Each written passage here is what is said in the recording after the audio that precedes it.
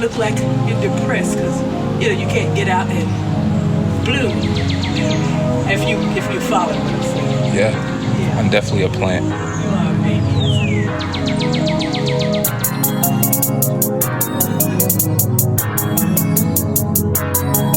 Yeah.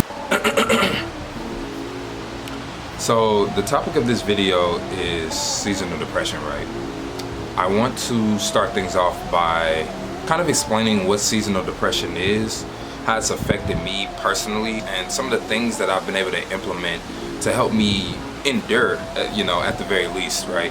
So seasonal depression or seasonal affective disorder occurs in climates where there's less sunlight throughout the year. And it's funny because like a couple years ago, I was just kind of saying it like as like a broad term to describe how I felt. I didn't really know it was a real thing until I like dove deep and did my research on it. But I was just like, yeah, I'm seasonally depressed. Like this is what happens. It's it's about to be November, about to be December. But I honestly didn't know how deeply that shit can affect someone. And just looking at myself personally, like it's kind of everything to me. It's no secret how much the sun means to me, how much sunlight in general just feeds my spirit, and I'm able to base a lot of things in my life off of receiving that vital energy. It does everything for me. It enhances my creativity, it brightens up my day, it allows me to move and flow through life in a way where it's like it's just not hard, it's not difficult. It's really hard to explain because it's deeper than just, oh, I'm not a cold person, right? I don't fuck with cold weather or cold climates. It's because in truth, I think some of the most beautiful places on earth are covered in snow. It's just, for me, those days where there's no sunlight, where the sky is gray as fuck, I'm bundled up, you know what I'm saying? Like I'm going from building to building because I'm not trying to be outside. That's where, for me, I have to draw the line, right? It's not, it does not resonate with me. I really started to dive into my feelings on it, I'd say about 3 years ago. I started journaling about it every morning. I would do these morning pages, which, quick disclaimer, I have to give credit to an author, Julia Cameron. She's the author of The Artist's Way. One of the core practices in that book is to wake up every morning and start with 3 pages, right? Just word vomit, whatever's on your mind, whatever's on your spirit, whatever's on your heart, just unload, and then you go about your day, right? So I really have been putting that into practice constantly, whether it's 3 pages or sometimes it's 5 pages, sometimes it's 1 page. I don't think the specifics matter as much as just the action, right? So I started really opening up about it to myself, just kind of journaling, describing how I felt, because I didn't really know too much about it. I didn't think it was like, quote unquote, a real disorder, right? I didn't think it was something you could just walk into a clinic and get help for it. So I was left to myself and my own thought process and my own thought patterns, right? And I just, it would be little things here and there that I would be able to reflect back on and be like, damn, like this is actually a thing for me. It's actually deep enough for me that it's crippling. Especially those days where I used to work in retail, right? And I'd wake up in the morning, it's cold as fuck. I'm rushing to get to another building where I'm spending an extended period of time, 7 to 8 hours, to then leave the building to come to my fucking house, right? Another building, because I'm not trying to be outside. I'm spending no time in nature. I'm spending no time in sunlight, and it was brutal. That shit was brutal, man. So I really put an emphasis and a focus on what can I do to not make this as bad as it feels, right? As bad as it feels. And that's kind of what I want to dive into as far as the tools that I've been able to kind of implement over time. I think it can be kind of summed up into into one central idea, right? At least for me, I know there's a lot of different techniques and a lot of different things.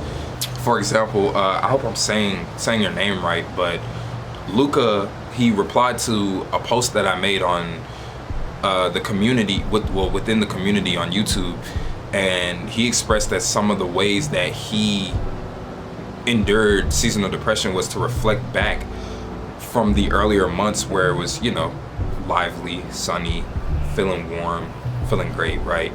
And think about those moments and focus on those things, focus on those triumphs and those things that happened during those times, and also look forward to the future, right? Look forward to springtime, that first bloom. And I really resonated with that, and I really fuck with that. I think the most important thing is just being kind to yourself, right? Being kind in your thoughts. The weather is already harsh enough. You don't want to be harsh on yourself. You don't want to beat yourself up as much as the weather is.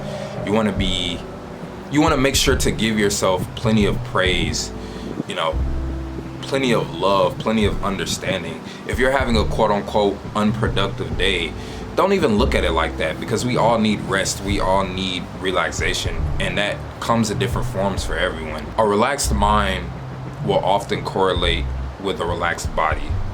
You know, you want to be fluid and flexible in your thoughts. You don't want to be rigid. You don't want to come to sharp conclusions. You don't want to let the depressive nature get the best of you to the point where you start feeding your own negativity, right?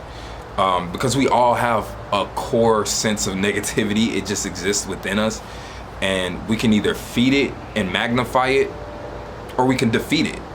It's just that simple. Not feeding into it, not giving it that power, right? I think the next thing is being kind to your body. Being sure to really pamper yourself. Take care of your skin. You know what I'm saying? Like, get massages, oils, butters. Like, really do it big. Nothing is too cliche. Nothing is too much, right? You want to create whatever environment and whatever space that needs to be created and cradle yourself. You want to really give yourself that attention during these times, because you can't, it's not like you can go out, well, you can, but for me personally, right, I'm not going out into nature and sitting in 30-degree weather or whatever the fuck. I'm just like, I'm not gonna do that. You know, I can deal with a 50-degree day, sun shining, I'll throw on a sweatshirt and I'll make the most out of it. But I noticed for me personally, like, I really love to ramp up my skincare. I really love to ramp up my regimen as far as exercise, as far as yoga, and as far as meditation as well. All things that can really lend itself to my body and work in harmony, work in partnership, right? So be kind to your body. Make sure whatever that looks like, you know what I'm saying? That doesn't always mean, oh, you gotta be on a strict regimen, you gotta be on a strict diet, you gotta, like, bro, heat up some hot chocolate, put some marshmallows in that bitch, spray some whipped cream on the top, watch a movie, cuddle the fuck up, like, whatever being kind to your body looks like, do that shit. And then finally, being kind to your spirit, right? That's the trifecta. You know, you want to be as kind within as possible. You know, expressing yourself creatively, painting, you know, making music, whatever it may be. Like, I love to paint, and that's one of the things that really helped me get through, or helps me get through these times, right? I don't think I'm that good at it, but that doesn't matter. It's just the feeling, right? It's the feeling of expressing myself, being able to just lay my emotions and my feelings out on a canvas. Same thing with music. I make music year round, but I do notice during the wintertime it ramps up, because it's just like, I need it, you know? It's like my crutch that I can lean on. I know if I'm having a bad day, I've been in the house for 4 days straight or some shit, like, just based off the weather, right? I'm